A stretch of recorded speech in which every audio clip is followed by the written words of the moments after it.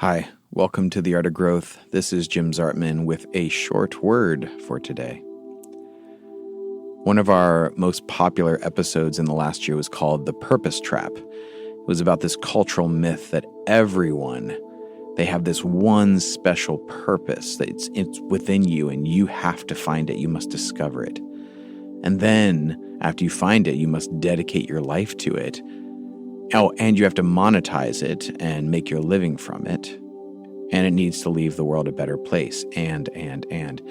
We've seen the heaviness this message can create in people's lives.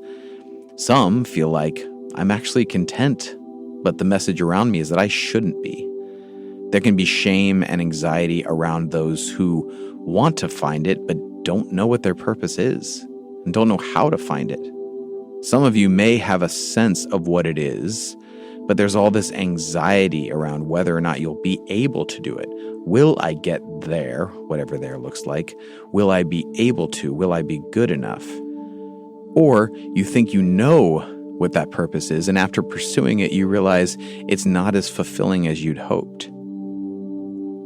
Sometimes in the middle of doing something you've dreamed about and worked towards for years, you get a sense of, this isn't it. Or you feel like I'm just fill in the blank, and maybe I should fill in the blank. The goal line moves. When we recorded The Purpose Trap, I was coming from a place of frustration. I was tired of seeing people carry the weight of this thing. But lately, I've been having some of my own struggles with aspects of this.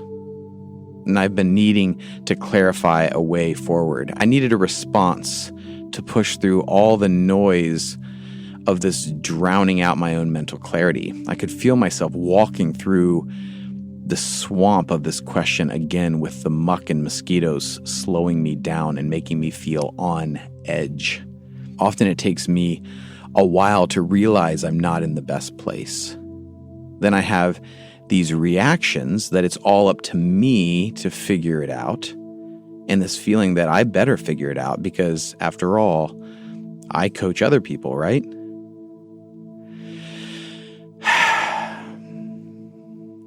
Stop. I had to stop. I had been running through the woods at such a pace I hadn't noticed that I no longer recognized my surroundings. I was lost. I needed help. A couple months ago, we did an Instagram survey, and we were asking people what was the hardest thing to say.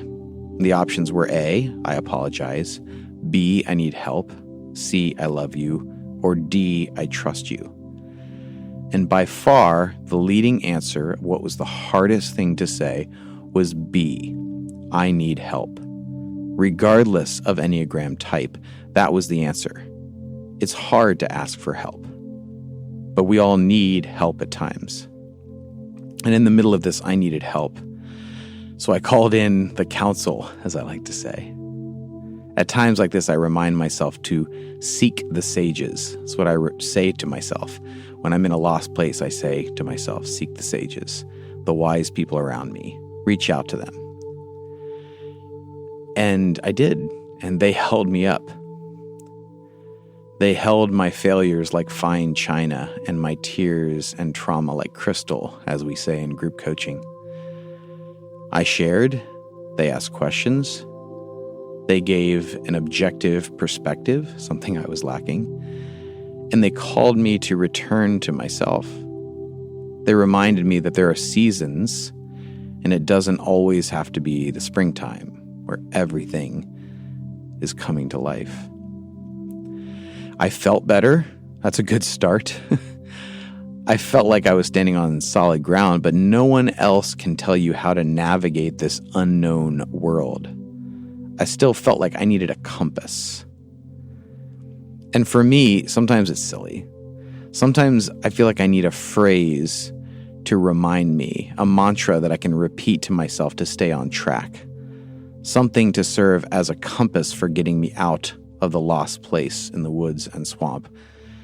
So I started journaling in the morning and breathing, meditating, and writing pages full and trying to get something tangible or solid for me. Sometimes it's just going and looking for it long enough, just mining through the emotions around it, the languaging around it. I need something that breaks it down to the simplest, most basic tool to get me through my struggles in this purpose question. I wasn't looking for a view of the whole landscape to know the future. I wasn't looking for like a drone shot above the map, although that would be nice. I just needed a compass. Which way is north? So after pages of writing, I wrote one simple question that helped me get through all the questioning about what I'm doing, how I'm doing it, what's next. The nagging questions about if I'm on the right path, the right track, will this work out? Will I be able to?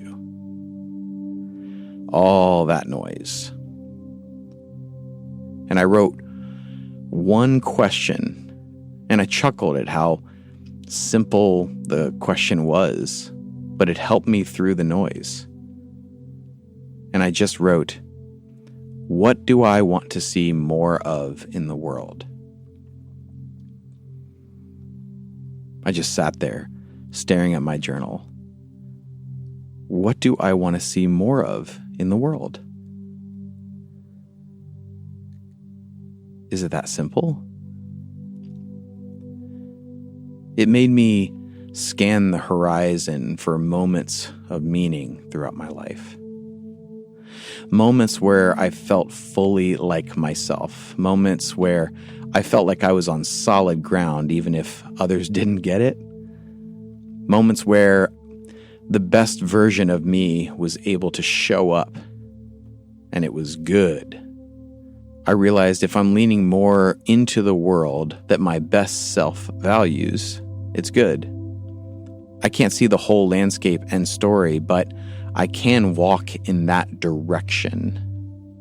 There's a lot of noise in the world right now because people are shouting in order to get something away from them that they don't want.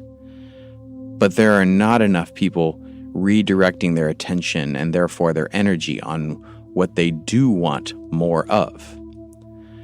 We don't find what we want more of by shouting down what we want less of. That's fighting the darkness by yelling at the darkness instead of turning on a light. So turn on a light. What do you want to see more of in the world? My answer won't help you find yours. You have to sit with it. Meditate on it. Write pages if you need to, and make it as simple as possible. But people who are engaged in their lives and work do so because they are working on this question. What do I want to see more of in the world? Teachers who are engaged in their work teach because they want to see more good teaching in the world. Maybe it's motivated by the fact that they didn't have good teachers growing up and they think there should be better ones. Or maybe they had amazing teachers that inspired them and they wanted to pass on what they received. Either way, they want more of the heart and skill in the world that leads them to bring the energy of an excellent teacher into every area of their lives. Maybe you value a quiet life and you want to work quietly by yourself, making something and making it well so it serves the person who uses it. Maybe you bring order out of chaos in your job or home, repairing, restoring, fixing, cleaning, encouraging. My CPA brings order out of chaos. I once reminded a friend who is a hairdresser that she brings order out of chaos in both her skill with hair and the conversations she has. We could go on about everything that any of us do. Every aspect of this life we share is something sacred and beautiful that we co-create together. When you can answer the question of what you want to see more of in the world, you will realize that it can take many forms in many ways. It can be flexible and adaptable, but it will always be you. It's always been there, and you don't need to become something else. It may take an expression that surprises you. The heart of it may remain the same, but how it gets embodied in the world can show up in a lot of different ways, and we don't want to be attached to one expression of it. Sometimes I remind myself that jumping on the trampoline with my daughter, doing the dishes, and doing a coaching call with a client are all equally sacred because they are all part of what I want to see more of in the world. So this week, this is my challenge to you. Sit with the question, what do you want to see more of in the world? You may fill pages in a journal to get to a simple answer like I did. You may know. I share this because I've had dozens of conversations around this in the last couple weeks, and it's helping people navigate. Maybe it can help you pause and get clarity, and then the important part, know that it's enough. As my wife Abby puts it, it's your puzzle piece that you contribute to the larger work of art. You know, we here at The Art of Growth, we're doing what we are doing because we want to see more of a particular thing in the world. Our team at Art of Growth loves working with all kinds of companies because we see what you do as beautiful and valuable. You know, right now, Joel is wanting to see more good parenting in the world, so he's doing the parenting class. My wife Abby and I are doing a couples webinar on July 22nd because we want to see more couples thriving and are frankly disappointed with most of what is out there for couples. We do Enneagram typing interviews and coach people because we want people to be fully seen in all the good, bad, and ugly, fully welcomed as they are, and empowered to change. And of course, you can sign up for all of these things at theartofgrowth.org. But sit with this challenge this week. Write about it. What I would really love is if you would post this question up in your house somewhere. Just post up in your house somewhere, what do I want to see more of in the world? And I would love it if you would post it on Instagram and tag us at Art of Growth. And if you're even more bold, include your answer. What do you want to see? I would love to read your answers. Be bold, my friends. This too matters.